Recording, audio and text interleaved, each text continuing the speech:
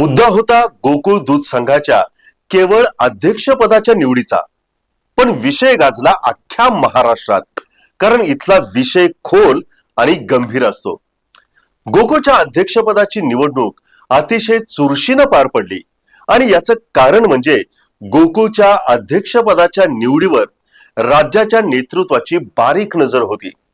कारण त्यांना आगामी निवडणुकीत महायुतीचा झेंडा गोकुळवर फडकवायचा आहे आणि म्हणूनच या अध्यक्षपदाच्या निवडीवर त्यांचा वॉच होता. गोकुळ दूध संघाची निवडणूक प्रक्रिये संपूर्ण मदार कशावर असते, तर ती इथल्या दूध संस्थेच्या ठरावावर. तसं पाहिलं तर ही प्रक्रिया अतिशय साधी सरळ आहे, परंतु साधी आणि सरळ वाटणाऱ्या या प्रक्रियेमध्येच खरा कळीचा मुद्दा आणि इथंच खरी गोम आहे. गोकुळच्या निवडणुकीच्या सर्व घडामोडी आणि राजकारण या ठरावाच्या अवतीभोवती फिरत असतं आणि त्याची आत्तापासूनच पूर्वतयारी सुरू झाली आहे. आत्तापासूनच नेत्यांनी पान सुपारी देत गाठीभेटी घ्यायला सुरुवात केली आणि याची सुरुवात राधानगरी भुदरगडच्या पट्ट्यातून झाल्याचं वृत्त आहे. तसंच माजी आमदार महादेवराव महाडिक यांनी काही दिवसांपूर्वी आपण समविचारी लोकांना घेऊन निवडणुकीला सामोरं जाऊ असं सुतोवाच केल्यानं नेत्यांनी पान सुपारी देण्यासाठी पायाला अक्षरशः भिंगरी बांधली आहे.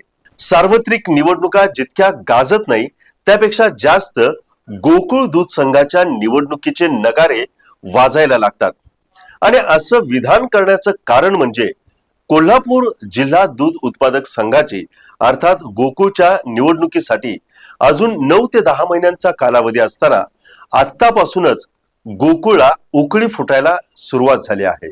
माजी आमदार महादेवराव महाडिक यांनी सत्तारूढ गटाला दूध संस्थांच्या संख्या आणि दूध संकलनावरून जाब विचारला. एवढंच नव्हे तर समविचारी लोकांना घेऊन आगामी गोकुळची निवडणूक लढणारच असा शड्डू त्यांनी ठोकला. वास्तविक गतवेळच्या निवडणुकीवेळी विधान परिषदेचे गटनेते सतेज पाटील, वैद्यकीय शिक्षण मंत्री नामदार हसन मुश्रीफ, काँग्रेसचे दिवंगत माजी आमदार पी.एन. पाटील, गोकुळ दूध संघाचे माजी अध्यक्ष विश्वास नारायण पाटील, माजी अध्यक्ष अरुण डोंगळे आणि आमदार चंद्रदीप नरके यांनी एकत्रित येऊन आघाडी करत गोकुळची निवडणूक लढवून सत्ता काबीज केली होती. या राजकीय समीकरणामधून माजी आमदार महादेवराव महाडिक यांची गोकुळमध्ये कोंडी करण्याचा प्रयत्न केला होता हे स्पष्ट होतं. मध्यंतरीच्या काळात राजकीय पुढाकारून बरंच पाणी वाहून गेलं.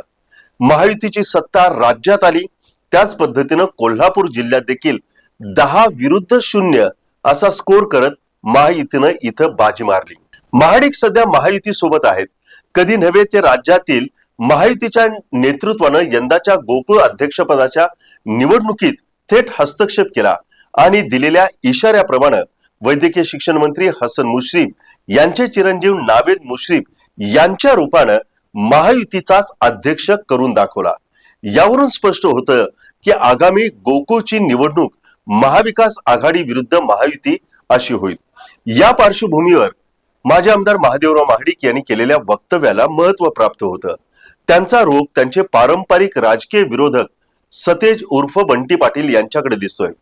याशिवाय याला महायुतीतील अन्य अंतर्गत राजकीय विरोधकाची देखील जोड आहे. सध्या राज्यात आणि केंद्रात महायुतीची सत्ता आहे. फडणवीस यांच्या निर्देशानुसार गोकुळचा सारेपाट मांडतील व यामधून काँग्रेसचे पश्चिम महाराष्ट्रातील मातब्बर नेते आमदार सतेज पाटील यांची दमछाक करण्याचा प्रयत्न करतील. नुकत्याच झालेल्या लोकसभा विधानसभा निवडणुकीत स्थानिक पातळीवरती अनेक राजकीय समीकरणं पाहायला मिळाली.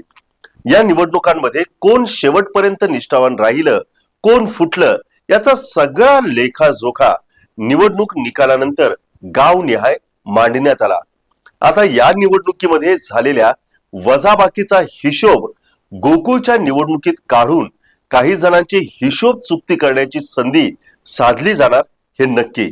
आणि यामुळेच आतापासूनच गोकुळ सर करण्यासाठी गोकुळच्या शिरलेदारांनी आपल्या बाह्या सरसावल्या आहेत आणि पान सुपारीच्या निमित्तानं पायाला भिंगरी बांधल्या आहे.